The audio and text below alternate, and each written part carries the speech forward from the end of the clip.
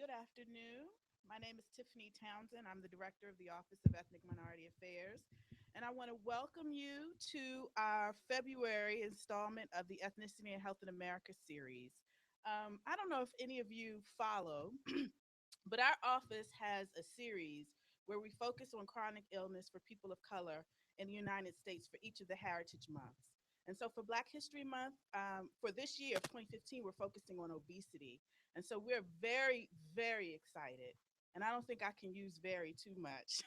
Excited to welcome Doctors Marilyn Gaston and Gail Porter, who will be here to discuss obesity as it relates to middle aged African American women. But I think you'll see, because if you have not seen them present, they are a joy. And so, even though this is focused on African American women, I'm sure you'll get little kernels, little nuggets of truth and really good strategies that could be used for all ethnic groups and populations. So, I wanted to just give you a little information about our presenters so that you will be as excited as I am that they're here. Dr. Marilyn Gaston is the former Assistant Surgeon General, and Dr. Gail Porter is a clinical psychologist by training. The co directors of Gaston and Porter Health Improvement Centers, Doctors Marilyn Gaston and Gail Porter, have both spent their careers trying to improve the emotional and physical health of children, adults, and families, especially those who are poor, minority, and underserved.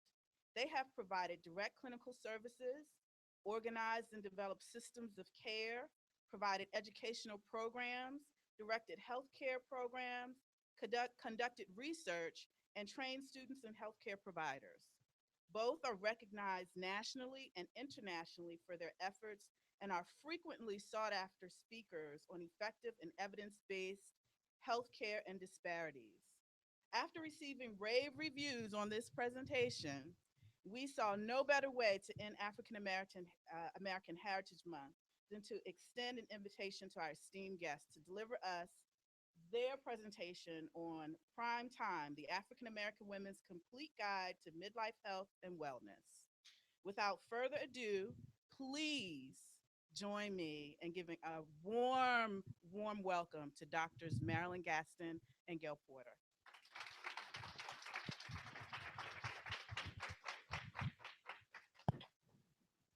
Well, good afternoon.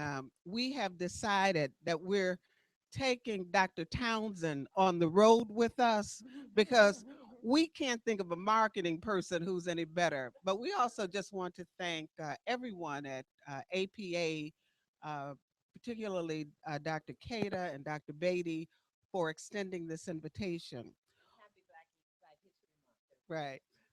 Well, I'm Dr. Porter, and we want to start this presentation with a fact that maybe many people don't know.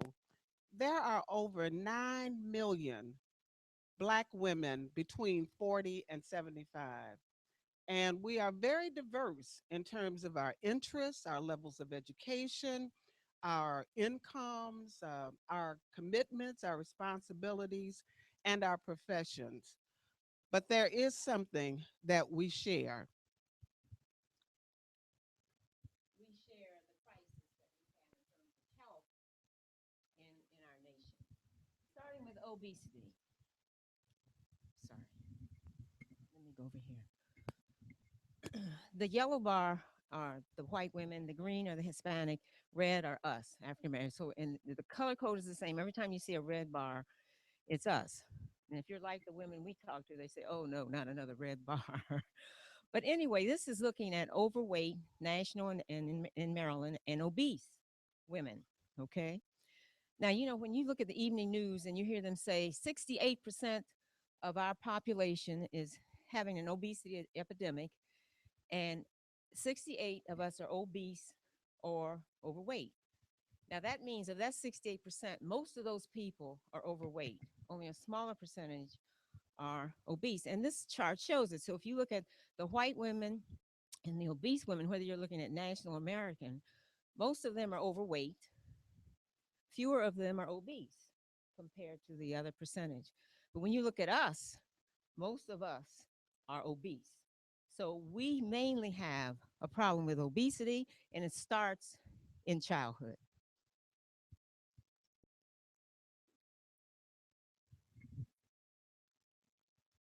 You want me to? Mhm. So, what's the definition? It's based on body mass index, BMI. And I hope many of you have gone on the web and gotten your own personal BMI. It's based on the weight and height. So, you can see a normal BMI is between 18.5 and 24.9. Overweight is between 25 and 29.9. Obese is 30 and 39.9. And if you're over 40, you are considered extremely obese. And there's some major risk factors for obesity. Anytime you want to look at an illness and really understand it better for yourself, you need to know the general risk factors, but you also then need to look at your own personal risk factors so that you can live lives of prevention and prevent that particular issue. On the left, the less controllable risk factors are genetics. There's always going to be a genetic predisposition. Our age, as we get older, many of you probably know, I certainly do, how much harder it is to control our weight as we age. Medical problems, for instance, with arthritis, you can't exercise the way you did, so that's going to put some weight on you. If you have hypothyroidism, that's going to be a problem in terms of weight. Also, certain medications, antidepressants, antipsychotics. If you're being treated with corticosteroids, you will gain weight on those. Socioeconomic factors, the general data show that most of the women, most of the African American women that are poor have a major problem with obesity compared to our middle class women because it's harder for them to really find the food that they need to eat. They have fewer opportunities to exercise, etc. The more controllable risk factors, of course, are emotional eating. Dr. Porter will talk at great length with that. Unhealthy diets, physical inactivity, all of you know. And I hope by now you also know that if you don't have adequate sleep, your weight isn't being controlled. Because during sleep, your hormones will become active, and there's an issue with you losing weight. And family lifestyle, you know, our habits that we have as African Americans, our soul food that we eat that's full of salt and fat and sugar, all of that are risk factors for our obesity. But obesity is a major risk factor for all these chronic illnesses that are killing us. Diabetes being number one. You know that we're having the twin epidemics of obesity and diabetes in this nation. But hypertension, heart disease, cancer, gallbladder, renal, stroke, high cholesterol, atherosclerosis, arthritis, and breathing problems. So let's look quickly at the things, the main ones that I mentioned. So here's diabetes prevalence. The colors are the same. And you can see African American women have a problem with diabetes. In fact, it's our number 4 cause of death. We're the only group where diabetes is number 4. You know, heart disease is 1, cancer is 2, 3 is stroke, 4 is diabetes for us. And here's hypertension. I hope all of you know we already have hypertension going on, whether we're obese or not. So when we get obese, then it's further ag aggravated. Look at this disparity here in DC in terms of how much hypertension we have. It's probably because we're looking at that news every night and seeing what's going on the Hill that's making us sicker. The cancer sites, many don't know that obesity is a main risk factor for cancer, especially breast cancer. That has been well documented. One of the reasons is estrogen is stored in fat. So as we age, and we have even postmenopausal, we have estrogen in our fat. And so that then makes a risk for breast cancer even greater. But then endometrial, colorectal, all the way down to kidney. And so all of these increased prevalence, increased complications cause us to die more from heart disease, cancer, stroke, and diabetes. And you can see those red bars. We're dying at rates greater than any other group of women from these 4 main chronic illnesses. You can see who's doing the best in every area: Asian American women.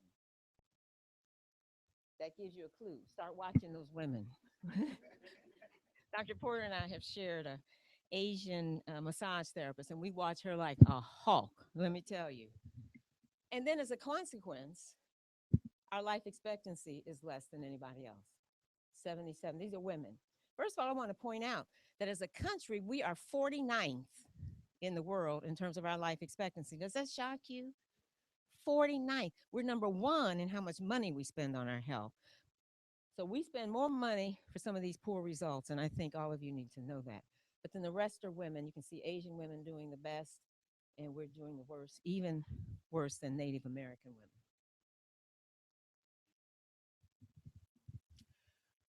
But we know it's not only our physical health challenges that we have to worry about, but our emotional ones. Did you ever wonder why so many sisters look so angry? Why we walk like we bricks in our bags and will slash and curse you at the drop of a hat? It's because stress is hemmed into our dresses, pressed into our hair, mixed into our perfume, and painted on our fingers. Stress from deferred dreams, the dreams not voiced, stress from the broken promises, the blatant lies, stress from always being at the bottom, from never being thought beautiful, from always being taken for granted, taken advantage of, stress from being a Black woman in white America. We read this quote by Opal Palmer Adisa in our chapter called Stress Can Be Managed in the book that Dr. Gaston and I co authored called Prime Time: The African American Woman's Complete Guide to Health and Wellness. And we read it because we want to remind sisters that stress is every place. I don't care what you're doing, you are going to have some stress. So the issue is not whether there's going to be stress, it's what do we do when we get stressed. Just today, when we were driving down here on K Street, which is a street designed to make you crazy, people were coming across the yellow line. Now, there is not that much room anyway. And we had a choice. We could roll down the window, start screaming and cursing, sticking up our finger, or we could do like we did, which was to turn to one another and say, um, I'm so glad that we're in this car on this side. And when I'm by myself, I usually turn on Richard Smallwood and play Angels All Around Me. So it's always about what we choose to do. And we know that there is a mind body connection, that stress, depression, and anxiety impact on everything from hypertension to aging to emotional eating. And in our community, this is a major issue. And I'm talking about in the African American community, because for so many of us, to acknowledge that we're stressed, depressed, or anxious somehow means that we are not believers. And in fact, about 2 years ago, I was in the CVS on Georgia Avenue, and I saw a sister. When I came in, I looked around and I noticed most of the people were trying to check out at the pharmacy in the back. And the only person who was at the front was a brother and then going to be me. And I saw this sister, she was snapping at everybody, hair all over her head, looking wild and crazed. But she had a big button on that said, I'm too blessed to be stressed. And I walked up to her and I said, Sister, I said, I give a talk called I'm Too Stressed to Know How Blessed I Am. And we have an intervention called Primetime Sister Circles that we think you should be in. But this is something we have to contend with, that for many, many Black women, they are not comfortable acknowledging the level of stress and depression that they're feeling. CDC did a study a few years ago. They looked at 11 million people to see if where we lived had an impact on what they call negative mood, which is a blend of anxiety, mild depressive symptoms, anger, sadness, and hopelessness. And they found that no matter where we lived, Black women had the highest level of this. So Caucasian males had the lowest level, and African American women had the highest. And the tragedy was that it didn't make any difference, our socioeconomic level. We still had the highest rates. So Money and education were not protective factors for us against this. But another finding that I found particularly distressing since I am well into midlife was that, we think that when we're young, between 25, 34, 44, we're starting our families, we're working out things with our partners, we're starting our jobs. So it's not a surprise that we're stressed. But as we get older, our distress gets greater because now we're not only taking care of our children, we're taking care of our grandchildren and our great grandchildren. We're worried about mama or papa.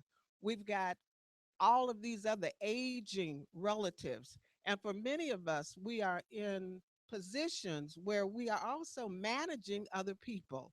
So age is not helping us to become less distressed, nor is it helping any of our other sisters to become less distressed. And some of the major distressors that African American women in this age group experience are concerns about their physical and emotional health, personal and professional relationships, family problems, financial difficulties, and caregiving responsibilities. And one of the ones that I get most concerned about, because I so often hear from women, they'll say things like, my daughter seems to think I'm an ATM machine, only the money goes out, it never comes back in. And I wonder about that because what we know, and I'll never forget, I found this out from a 40-year-old man when I was doing counseling at Howard University. And one day he came in and he said, we were talking because he was always having difficulty at his work sites. And he said, if my mother died, I don't know what I'd do. And he didn't say because I love her, though I knew he did.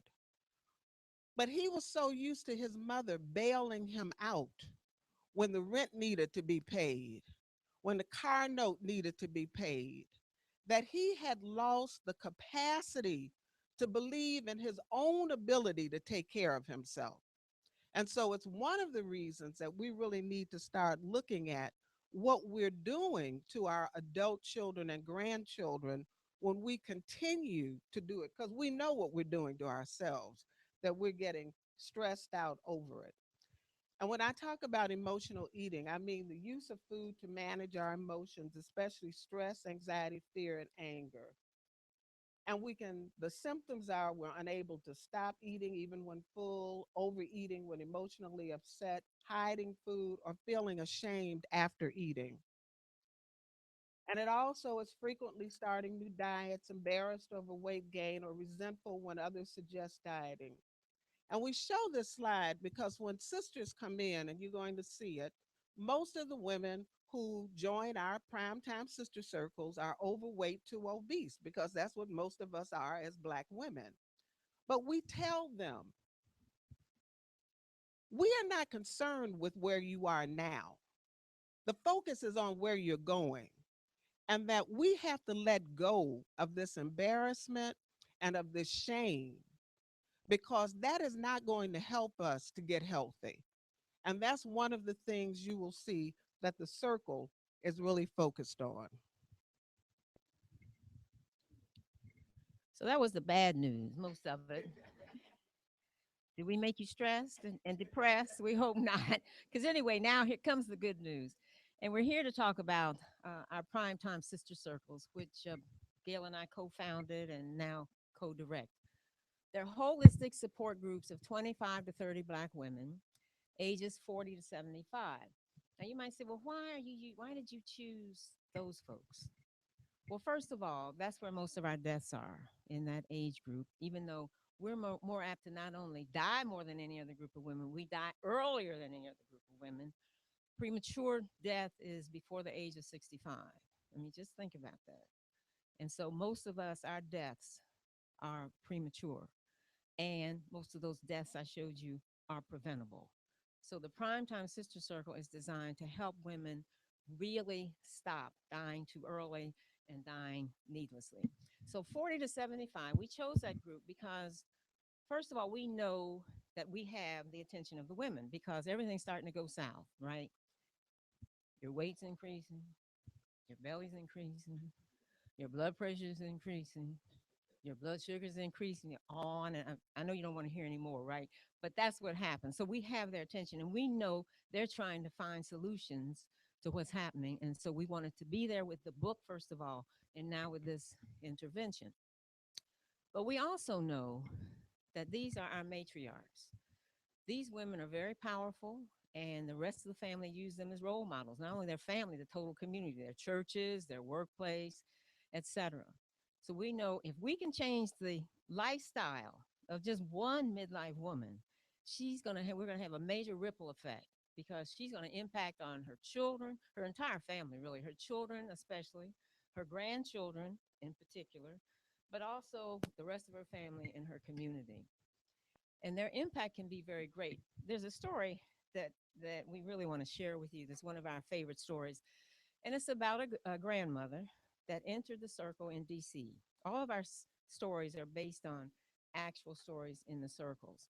So she entered the circle, and she had lost her daughter from AIDS, and she had adopted her little 9-year-old grandson.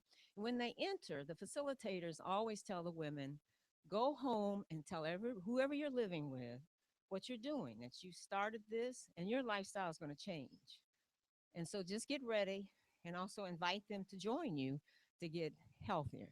So she went home, she sat her little 9-year-old grandson down. She said, baby, your Nana has joined this thing called Prime Time Sister Circles because I want to live long enough to see your grandchildren. So he said, great, Nana. So they're going along and he's joining her. They're eating better. Now, one of the things she did surprise me.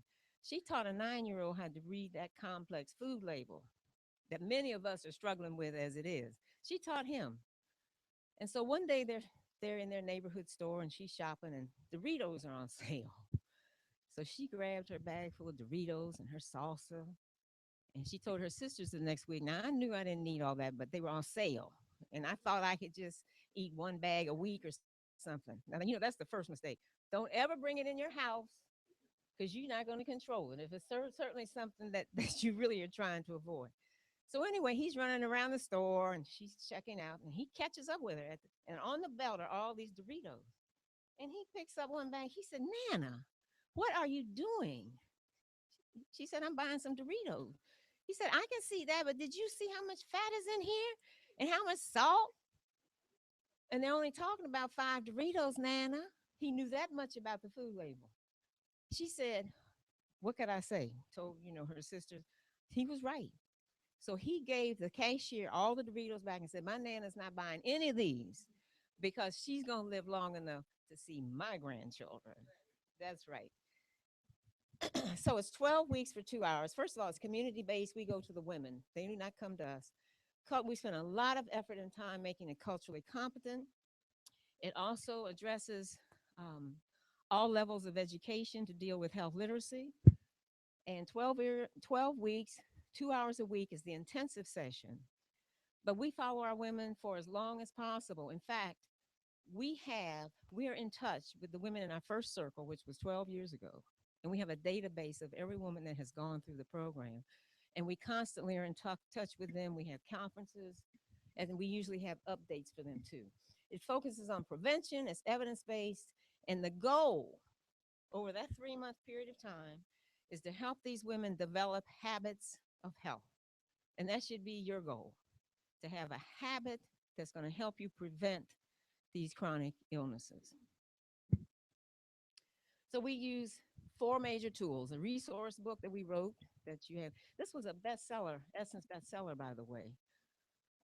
We have this professionally designed curriculum. We have a facilitator and a co-facilitator for every circle, and that run the circles. And then we also have experts in stress, nutrition, and fitness. These experts, by the time the women leave that intensive session after 3 months, the experts have provided them their own individual plan for prevention in these specific areas. Because as you can guess, these women are volunteering. So we have somebody that hasn't had a high school education sitting next to a physician. So the range is broad in terms of what they need to do every day to get their habits of health. So they have their individual one. We focus on helping women prioritize their health. You know, we as women, especially as Black women, we're so busy taking care of Lottie Dottie and everybody that we can't take care of ourselves. And that's a habit we absolutely have to change if we're going to really impact on our health.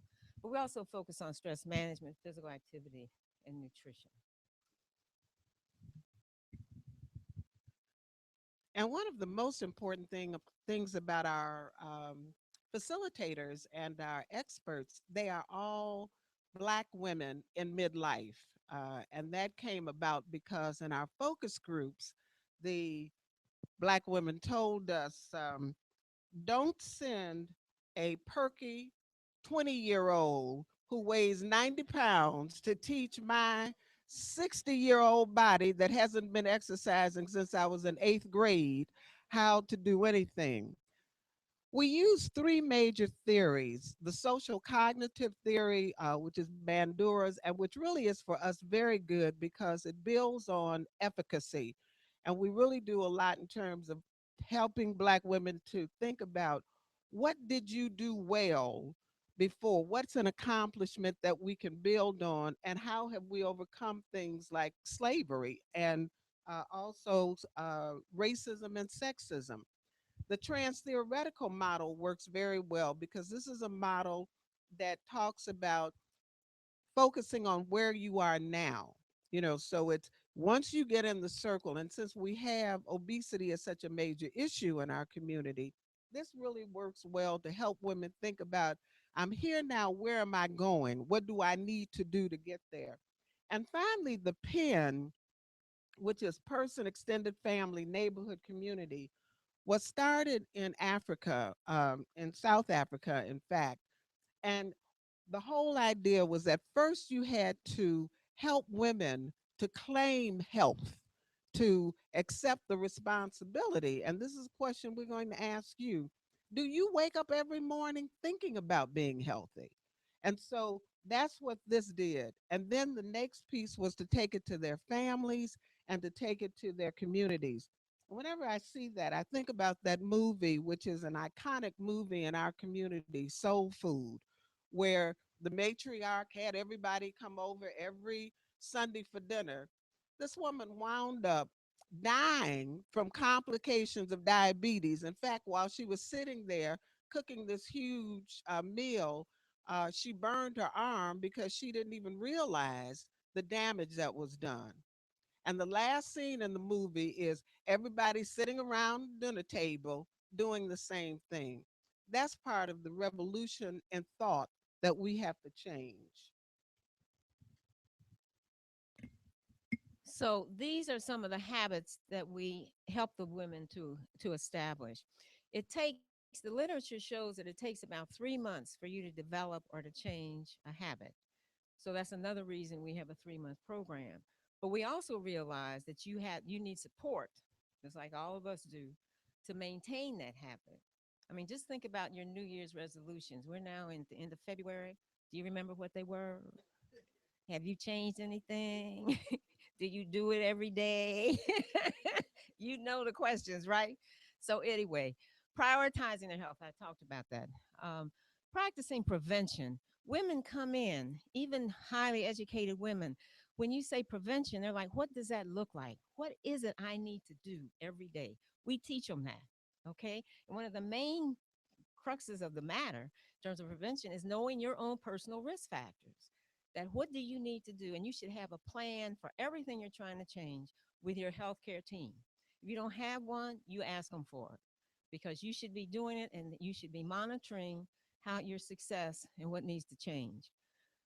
Our old habit was to not move and to end up getting fat. Okay. The new habit is to increase your activity and get fit. Now, let me just mention too, all of you know this, but there's one new thing I don't think you know that's really being researched now that we used to say, well, inactivity, we've got to increase that. So that was what we were looking mainly at. We now know though, We need to look specifically at sedentary behavior.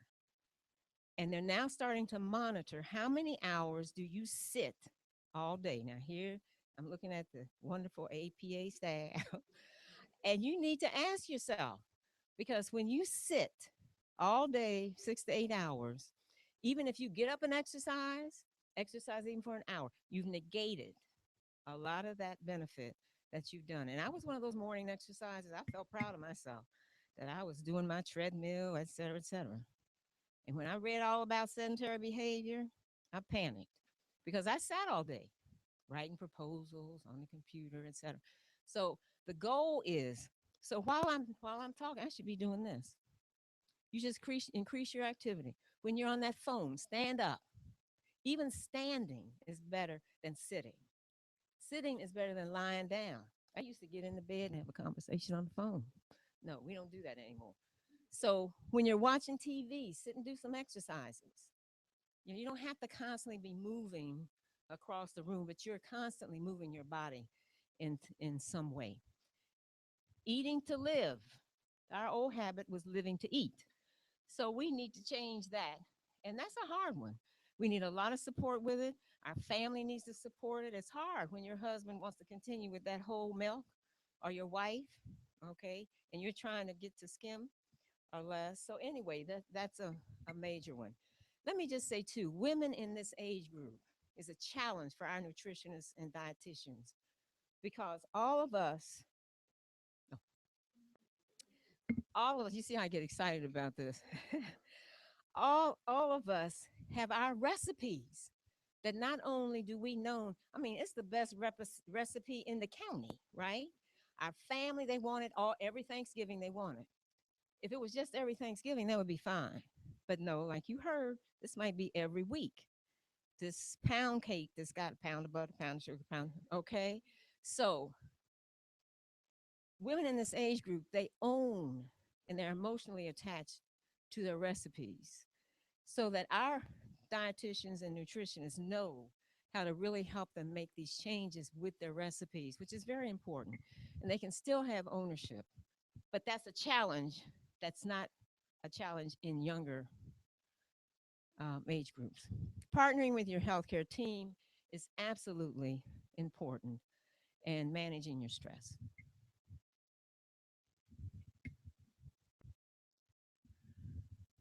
And again, the managing of stress is absolute. I know all of you know stress is a primary factor for depression.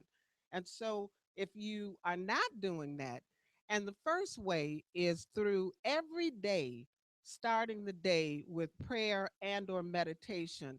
I was in a seminar once with Reverend Renita Weems, and if you ever get to hear her speak, rush to it. And Reverend Weems said that every morning you have to get your head ready before you go outside. She said, because you are bound to run into some Babylonians and you're better able to deal with them if your head is ready. So, in a talk that I was giving to a group of women and men, in fact, I said the same thing. I said, now remember what Dr. Weems said. We have to get our minds ready before we leave that house because we are going to encounter some Babylonians. The sister raised her hand. She said, oh, she said, Dr. Porter, I do that in the bathroom because I live with some Babylonians. So before I go downstairs, I have to get ready. Positive relationships. You know, this is another one that we talk about all the time. Many of us have been born to people who are stressful. Many of us have given birth to people who are stressful. And many of us are married or partnered with people who are stressful. And so the question is, as Von Sant once said, why do you choose to bring more stressful people into your life? That you have to start and looking around to see, is this relationship helping me to do better in terms of being healthy or not? And when she said, you know, there are people whom you need to love from afar, you know, pray for them, because you're already in a little raggedy boat and you're trying to put all these other raggedy people in your boat and you all sink. So it is important not to do that. You need, as already stated, to get enough sleep. In fact, I tell people if my house isn't on fire, don't call me after 9:30. So it is that important. The exercising, as has been talked about, the deep breathing. Again, this is something you can do for free. You can breathe all day long. And we teach our women that because, as Dr. Gaston said, we have sisters, we give our circles in public housing as well as in churches. So we have a wide range of folk, and this is important. The yoga, muscle relaxation, time management is a major issue in terms of helping us to relax. Uh, Schedule personal times, and this is a very important one where it becomes critical. If you can go on a vacation or trip with your significant other or your best friend and you come back and you're relaxed and feeling great, fine. But if when you go on a trip with that person, you come back, you're tired, you're angry, you're not talking to one another, the next time, don't go with that person. Go with somebody else. Having balanced meals, I hope all of you know counseling and therapy. I don't know anything that goes better with counseling and therapy than prayer. So it's something that you can do. And certainly, uh, laughter, good, healthy laughter, not laughter at another person's expense, but really positive laughter makes a major difference. And now we'd like to show you an example. And because we have this wonderful AV person, he's going to be able to do it for us of our Primetime Sister Circle. Do I need to? Okay. Oh, you can see. Let's see. Now click this. Okay.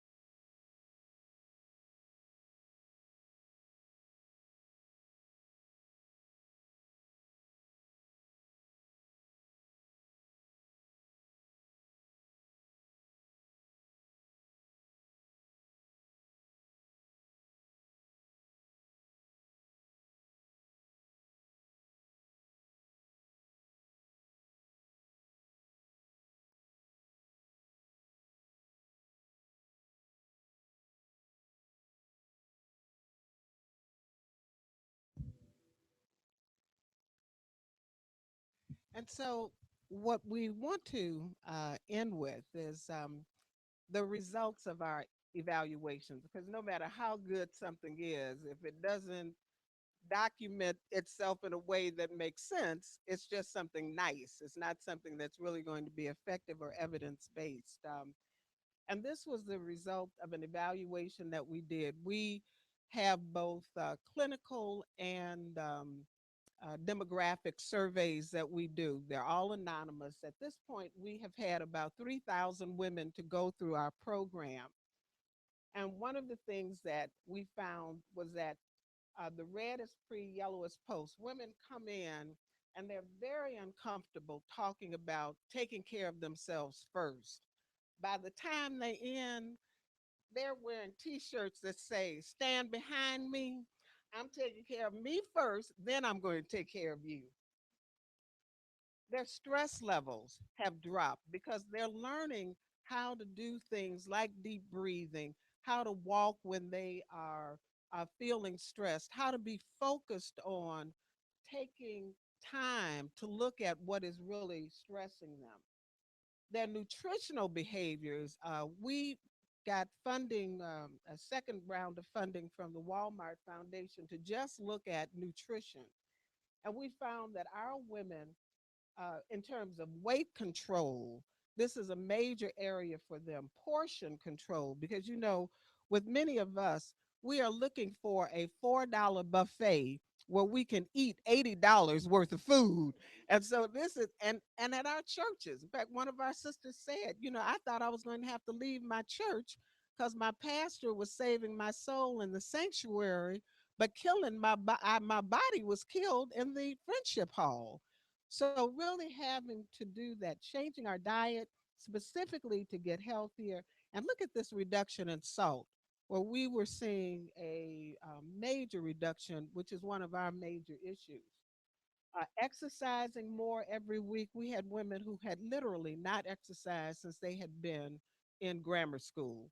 And now, when the circles ended, we had no women who weren't exercising at least once or twice per week. And in terms of the satisfaction, uh, their satisfaction with the Primetime Sister Circle was almost 100%. 91% talked about the knowledge and skills that they gained and the curriculum usefulness, because, as Dr. Gaston said, what we do is to work with some specialists who are able to develop a curriculum that's not only culturally competent, but takes care of the fact that we have such a range in terms of literacy in our circles. Because, as I said, we have women who are living in public housing, and we have women who are physicians.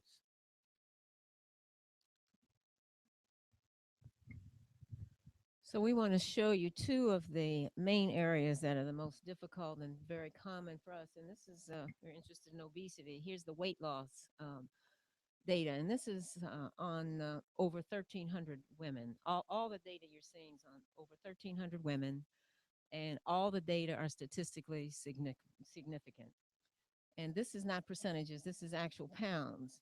So you can see the major drop here. The average drop, well, first of all, 68% of the women lost weight, and the average weight loss was around 4 to 8 pounds, with a range from one woman did, well, a few women did not lose any weight at all, to upwards of 30 pounds over that 3 month period of time. We've also found, because we follow them at 6 months, 12 months, some are even longer than that, 2 year data we have too.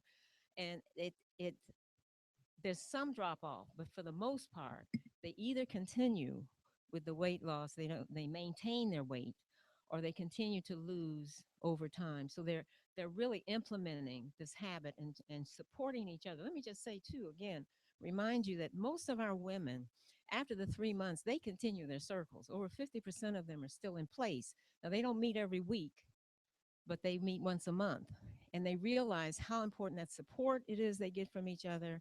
And also, as important as the support is, that they hold each other accountable. And so the women will say, if they break, like the woman that had the Doritos, she said, "Oh, I'm gonna have to go tell my sisters I bought these Doritos because I know they're gonna fuss, or they're gonna really talk about how did you get so off track." But anyway, weight loss is a major issue. And that's one of the things we're changing. We're looking at really partnering because the Primetime Sister Circle is not a weight loss program, it's a holistic program. And so they lose weight though, because if they put into place managing their stress, all the things we do, you will lose weight. But we are going to set up a partnership with a weight loss program, especially for our extremely obese women. Over half of the women that come in here in our program have hypertension. In fact, nationally, about 52%, half the people in here have hypertension. It's a major problem in our community. So we're very happy to see these results. This is a 30% drop in that 3 month period of time in terms of women with hypertension. And that is amazing. I mean, that's really statistically significant. One of the things that we learned, though, we always had a drop in hypertension. We never saw this kind of drop, though, until we started teaching the women how to take their own blood pressure and making cuffs available to them. They love it. They love it, love it, love it. And say things like, I had no idea I could take my own blood pressure. But more than that, they say, this program gave me ownership of my own health. And therefore, when I take my blood pressure, if I had a high salt meal the night before, I'm just going to expect it to be up. If I don't exercise for a while, I can see my blood pressure creeping up. And they said, I know that it's all in my hands and I have some control and can deal with that. This is a publication that we did with Dr. Veronica Thomas, who is also one of our evaluators at Howard University.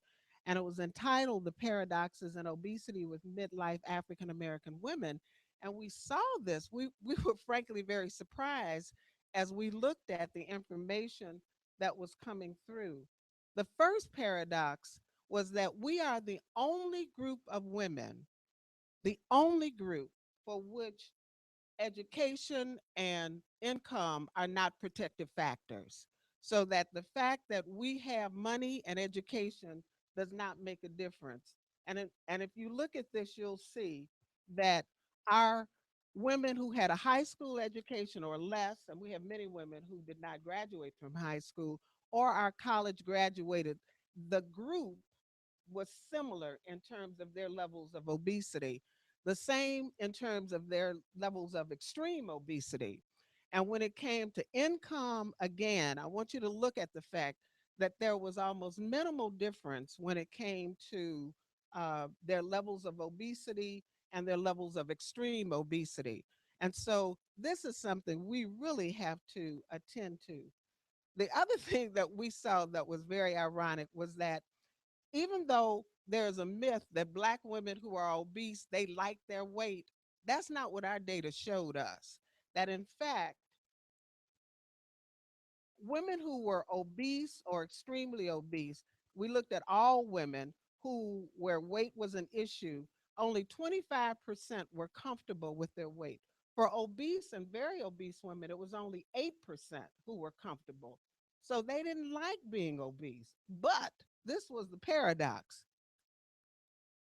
When you ask about their health knowledge, 80% said they had good health knowledge. When you ask about their health attitudes, almost 70% said they had good health attitudes. And when you talked about their health behaviors, almost 50% thought that their health behaviors were good. So there is not the kind of connection between health and obesity that we really need to start talking about in order to make this change. We have sites that are from Florida now to DC. So we said we've got over 3,000 women in all of these having PTSCs in all of these states. And we got some of our awards have included Johnson and Johnson's Women's Health Literature, Leadership, the Civic Ventures, the International Black Women. We were invited to meet with President Obama, and we were designated both by SAMHSA as a model for training community organizations and also from the Edinburgh Medical School as one of 30 outstanding models on an international basis. And finally, our return on investment, which of course people want to see, is that uh, this was a study that was done by Dr. Daryl J. Gaskin and Dr. Richard. Dr. Gaskin is at Hopkins. He's the Deputy Director of Health Disparities.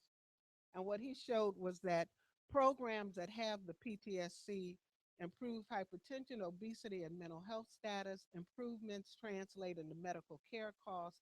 And if health impacts persist for 3 years, you see a return on investment from $2 to $9. And that's even at the beginning. And so, what we'd like to do is to end this, but I think we should tell them. Well, one of the things I know that you got, I hope you do, as AP. Yeah, you can see I'm taking that sedentary behavior seriously. But what was I going to say? How did I have that? No, I was going to tell them the women going to heaven, right? So that we wanted to again emphasize this whole connection as APA employees between the mind and the body. That most women, even highly educated women, when they enter, they haven't really put that association as close as they have it when we leave. So to emphasize this, this is a story we tell too, and it's about two women entering heaven. So one turns to the other one and says, "How did you die?" And she says, "Well, I froze to death." She said, "Oh, that must have been horrible." She said it was until I started to die, and then it was pretty peaceful. She said, "What?" The other one turned to her and said, "Well, how did you die?" She said, "Well, it's a long story, but I can tell you it happened because my neighbors were telling me that my husband was bringing some woman in there in the afternoon while I was at work. So one day I got off early, went in there to see if I could catch him. He's sitting there reading the paper. I asked about her. In his tone, I knew that she was in that house. So I ran up to the attic, looked all around. Ran to the second floor, looked under the beds, in the closet. Ran down in the basement, looked all around. Nothing. I ran up and did it again. Now, you know, I was all out of shape. I was angry as I could be. Our anger is killing us too. So I had a heart attack and died. And the other woman looked at me and said, "Oh, that was too bad. I'm so sorry. But you know what? You could have saved both of our lives if you had just looked in that freezer."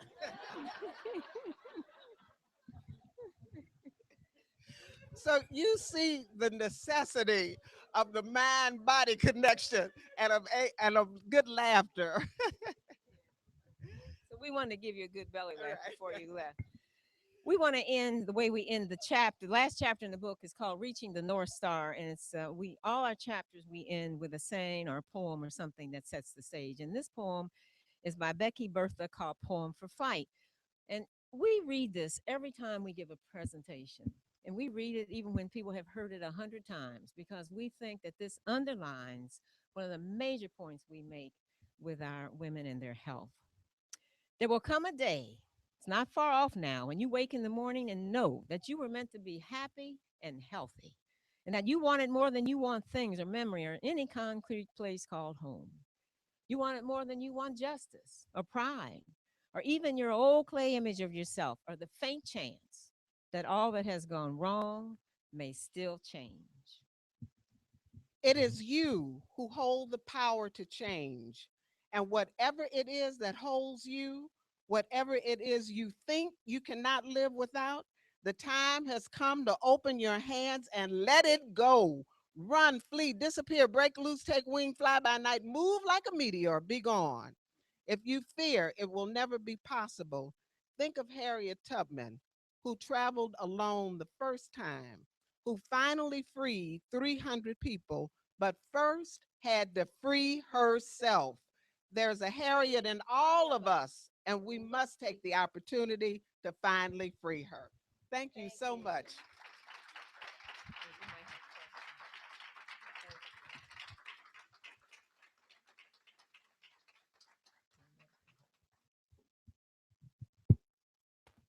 Did I lie?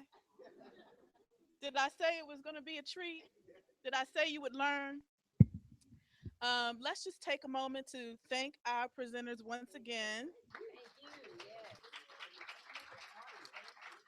And I wanted to open the floor for questions from the audience, and also if we have questions from our internet viewers, this is the time to ask those questions. And I'll be Oprah. I have the mic. I guess Donahue, right? Because Oprah doesn't do that anymore. Not everybody at one time. One at a time, please. Okay. Okay. Yes, I'm coming. Okay, so for women who might want to become involved in the Primetime Sister Circles, how do they go about it, and what are their steps? Okay. You need the mic.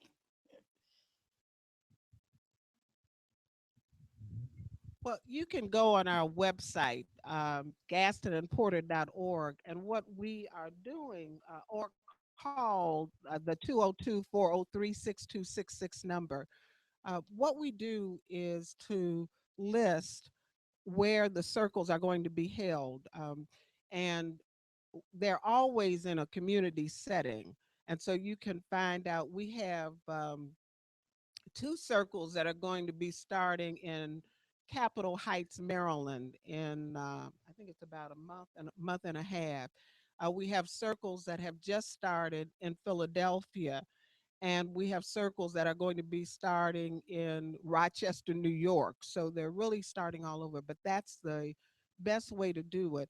For people who would like to start their own circles, then they need to call us, because the curriculum and the training, one of the things that we do is, once you go through the circle, if you would like to be a facilitator, all of our facilitators are PTSC graduates at this point. You can go through a 3.5 day training, be apprenticed for 12 weeks, because our mantra is, first you learn to take care of yourself, then you learn how to take care of other people. And again, you can get a stipend for both the training as well as for running the circles.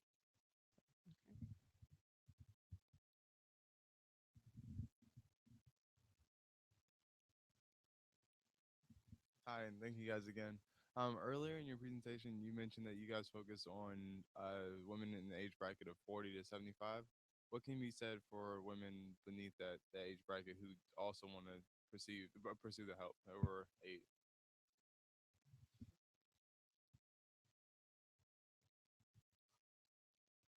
That's a very good question. In fact, you can bet we've heard a lot from them. We really have. And so what we're doing is we are planning. In fact, if we're looking for funding, for money to redesign the curriculum for our younger women. Also, let me just say that our different race ethnicities, the women have asked for the two. So Asian women say they need it, the Caucasian women say they need it, Hispanic women, and so we now have a curriculum to do that, and we are also looking for adequate funding to pilot that and do it. The brothers say they want brother circles. So one thing we did, we don't do anything until we have a focus group or multiple focus groups. We had multiple focus groups before we wrote the book or designed the PTSC, and because we're guided by the women, what they need, et cetera. And as you talked about, they said, don't bring that perky woman in here that doesn't know me or know my joints, et cetera. So there's no question we have the focus groups first. So we had a focus group where we asked, this was only African American women. We said, what would you think if we had women of different races, ethnicities join you in the circle? They said, that might be good, that we could learn from each other, we could cross fertilize, et cetera, et cetera. So then we said, what about younger women? What about having them join? They said, well, maybe they could for the first couple of weeks, but after that, they have to go. Because, first of all, they don't understand our issues. We don't understand or want to understand theirs. And even more importantly, we would end up taking care of them. Okay. And we're trying to take care of ourselves. So we said, well, what about the brothers? Well, they almost ran us out of the room. The brothers, they would really take over the circle. So no, we're not doing it. So no, we're trying to really position it so that we're going to first touch the other women of different races and ethnicities, and then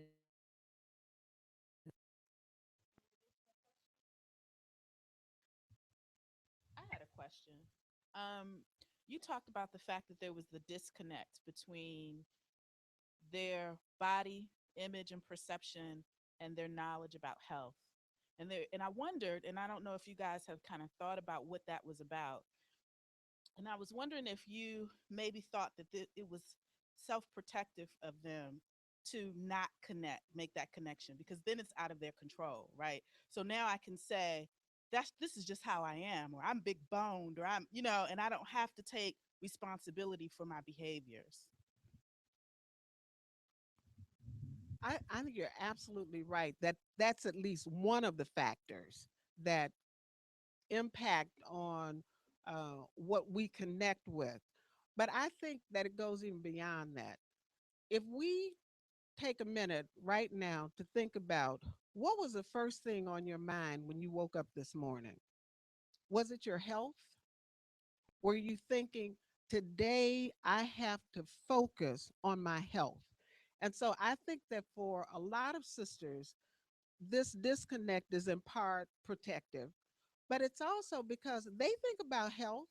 They just don't make the connection between the fact that if I'm going to change this body image, if I'm going to take control of my weight, it is major.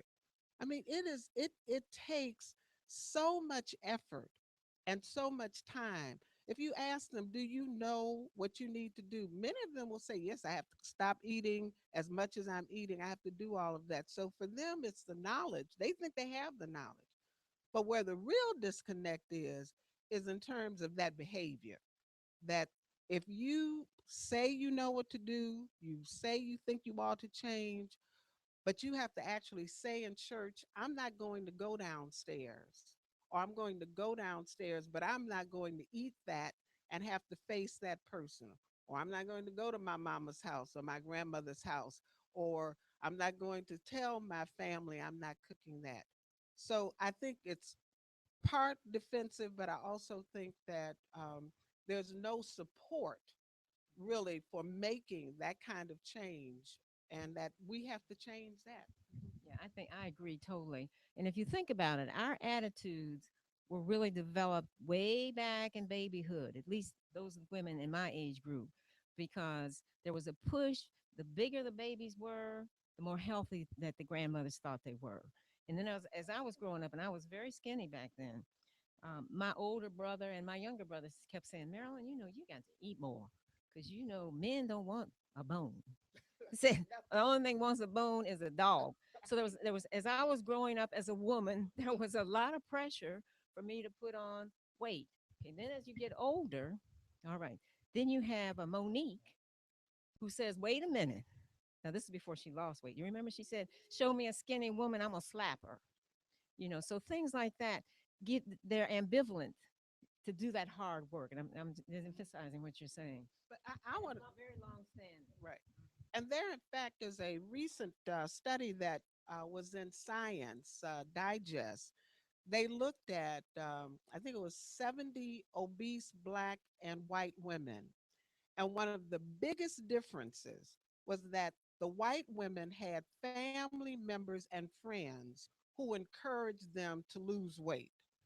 Black women did not have that kind of support. There was not the external push towards losing weight. In fact, if anything, there was almost a conspiracy of silent support for it, because if they were girlfriends, most of their girlfriends were obese. And so they're not actively encouraging you to lose weight. And health, the white women talk more about obesity as a health issue than Black women did. I mean, and they certainly talked more about it as an issue of attractiveness. That if you're working with Black women, one of the things we've learned is don't talk about uh, this as an attractive issue, because so many Black women think they are, and they are attractive no matter what size they are. And don't forget those boyfriends and husbands who say, the women come in and say, now, am I going to lose my love handles? Because my husband likes those. You know, am I going to lose my behind? So there's a lot of reinforcement from, as you said, from family. I just wanted to add the men in their family. Right.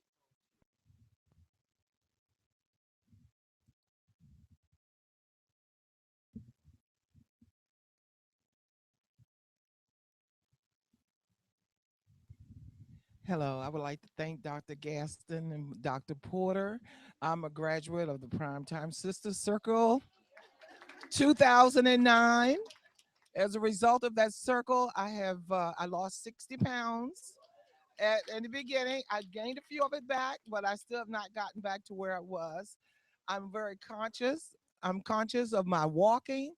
It was the first time that I ever had a pedometer where we were conscious about walking 10,000 steps a day.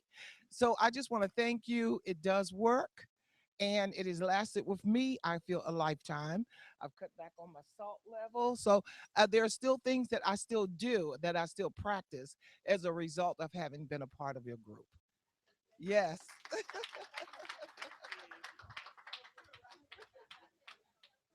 Anyone else back here? Oh, okay. This is our intern. What have been some of the challenges you guys have faced, like while starting the program and continuing the growth of the program with, I guess, on a grand level and as far as individual members go, like have you guys hit any rocks? What challenges have you faced in developing and implementing the program?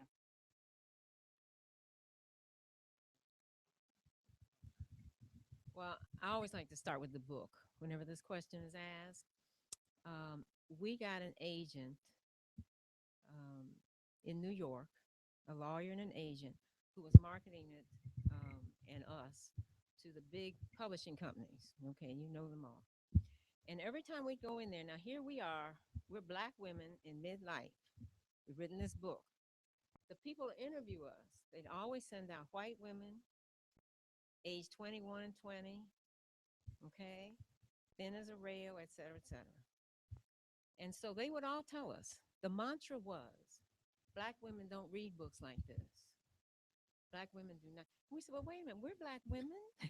Our families have black women, but yada, yada, yada. And we read all kinds of books. They said, no, black women want fiction. They really don't read books like this. So that was a major barrier right away. But of course, we didn't get discouraged. And when it was an Essence bestseller, we couldn't wait to let these folks know here's the book that you said black women weren't going to read. So that was the first thing.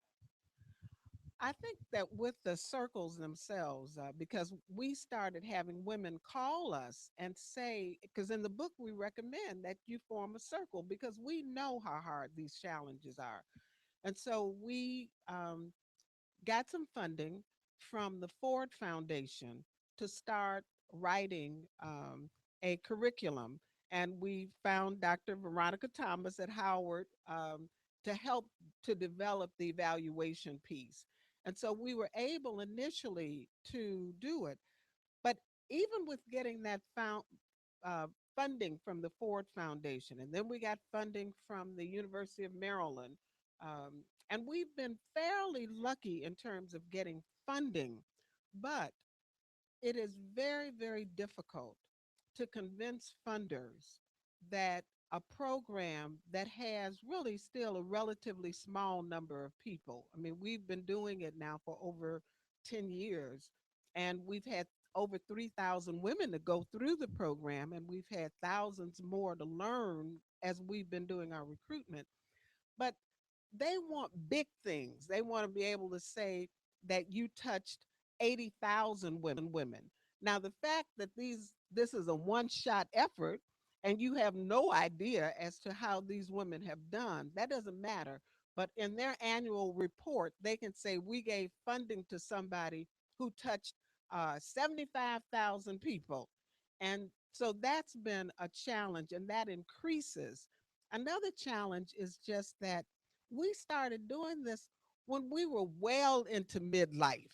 And so having support, enough money, because foundations, they don't want to give you infrastructure money, they want to give you program money.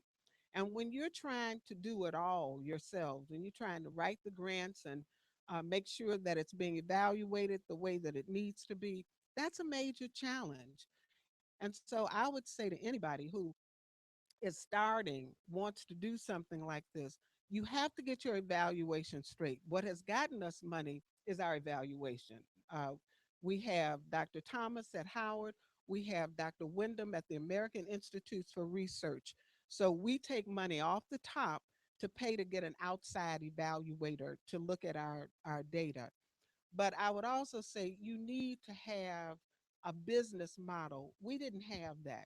We've always worked for the government, working focused on poor people and underserved. And you need a good business model so that in the beginning you start getting a marketer, you get grants people, because that's been a challenge. It has really been hard to do that. But then again, the issue is getting funded. We can't underline enough, and this is a problem when you meet with other nonprofits. This is across the board. The issue of funders wanting to fund only program. And I don't care what you say to them about, well, who's going to run the program, who's going to, they don't want, no, they just want no infrastructure. So they're not going to fund the grant writers. They're not going to fund a marketer.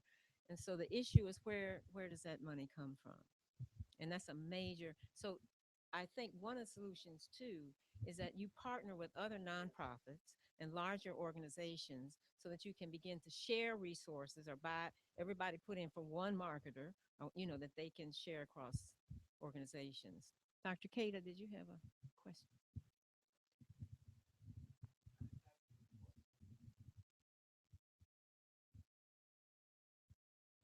I just want to say something that neither one of them will probably say is I've known them since they began this process. How committed they were to it and what hard work they put in. Because when you started, both of you were working at full time. I mean, and they really put their heart and souls into this, and also that they stuck to it. Nothing got in their way, no matter what hardships they came across. But they also wanted to do it right. The evaluation was critical to them, and it is critical to know that what you're doing is working and what is working, because there are a number of interventions out there, but most of them are not evaluated in the way this is, and it makes a big difference. And I think that's part of how they have been able to get some of the funding that they've gotten, because the evaluation showing that it really works. And they live what they preach. They try to make all their friends do the same thing.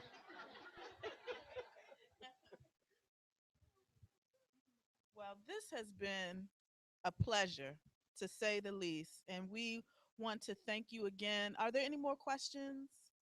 I know we're running up on the end of our time, but I wanted to thank you again for coming. And I have to say, not only did they come and they did this for us, they did it in the middle of 20-degree weather when they were in Florida.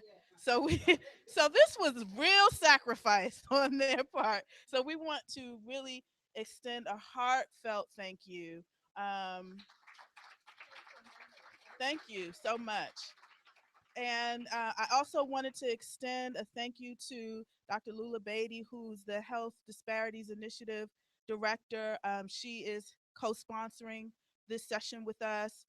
Dr. Kada, who I guess kind of maybe said a little something so that the cold weather wasn't too much of a.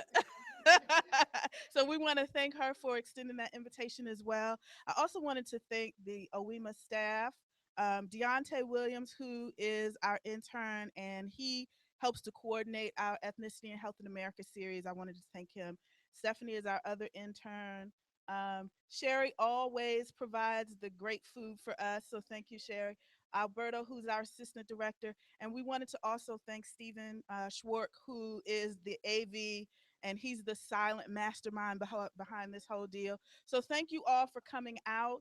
Remember that this is a series we do every year, every Heritage Month. We'll be having another installment in May. Thank you all.